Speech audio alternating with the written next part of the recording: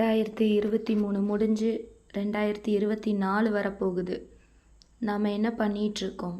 நம்மளோட கோல்ஸ் எல்லாம் 2023 ஸ்டார்டிங்கில் எழுதி வச்சு அதெல்லாம் இப்போ நம்ம ரீச் பண்ணிட்டோமா?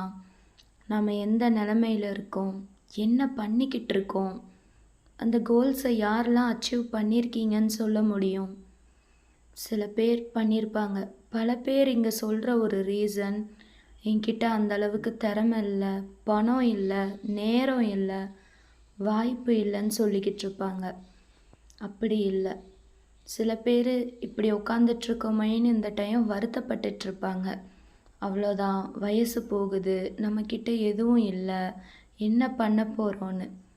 அப்படி இல்லை, இது நம்மளால் முடியும். ஸோ போன வருஷத்து கதையை யோசிச்சுட்டு மைண்ட் செட்டில் ரொம்ப ப்ரெஷர் பண்ணிகிட்ருக்காம இப்போ நம்மளால் என்ன பண்ண முடியுங்கிறத யோசிச்சு பாருங்கள். 2024 வரப்போகுது. இந்த வருஷமும் போன வருஷம் மாதிரி நியூ இயர் அன்னைக்கு நான் ரெசல்யூஷன் எடுக்கிறேன், கோல் செட் பண்ணுறேன் அப்படின்னு நினைக்கிறீங்களா? அப்படி இருக்காதீங்க. இன்னும் 2-3 நாள் நமக்கு இருக்குது. நமக்கு இந்த லைஃப்பில் நம்ம என்ன அச்சீவ் பண்ணணும்னு நினைக்கிறோம், நமக்கு பிடிச்ச விஷயம் என்ன அப்படிங்கிறத யோசிச்சு பாருங்கள். சில பேர் பிடிச்சது ஒன்று, ஆனால் ஓடிட்டுருக்கிற லைஃப் ஒன்றா இருக்கும். சில பேருக்கு வாழ்க்கையோட சுச்சுவேஷனாக இருக்கலாம். ஆனால் இப்போது இருக்கிறது ஒரு லைஃப். நம்ம அதை அச்சீவ் பண்ணணும்னு நீங்கள் நினச்சிங்கன்னா கொஞ்சம் உட்காந்து யோசிச்சு பாருங்கள். மைண்ட் செட்டில் ஒரே கவலை, டிப்ரெஷன் இந்த மாதிரி சொல்லாமல் மைண்ட் செட்டை கிளியராக வச்சுக்கோங்க. ஒரு நாள் உட்காந்து கூட யோசிங்க, நம்ம இந்த வருஷம் என்ன ரெசல்யூஷன் எடுக்கலாம், என்ன கோல்ஸ் எடுக்கலாம். அதை நாளைக்குன்னு தள்ளி போடாமல் இன்றைக்கி இப்போவே ஒரே நாளில் உட்காந்து அதை யோசிங்க. யோசித்து அந்த கோல்ஸ் என்னங்கிறத செட் பண்ணுங்கள். இந்த லைஃப் யாருக்கு கை கொடுக்கும் தெரியுங்களா?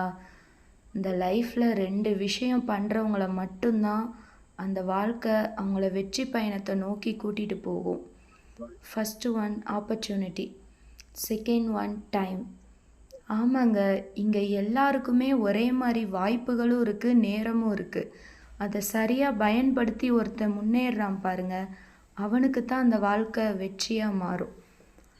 சில பேர் சொல்லலாம், என்கிட்ட டைம் இல்லை, வாய்ப்பு இல்லை அப்படின்னு. எல்லாருக்கும் ஒரே மாதிரி தான் இருக்குது. நம்ம யூஸ் பண்ணணும், முயற்சி எடுக்கணும். ஒரு தடவை தோல்வி அடைஞ்சிட்டா உட்காராமல் முயற்சி எடுத்து பண்ணிகிட்டே இருக்கணும். அப்படி உள்ளவங்க தான் சக்ஸஸ் ஆக முடியும். ஸோ இந்த ஒரு நாள் உட்காந்து யோசிங்க.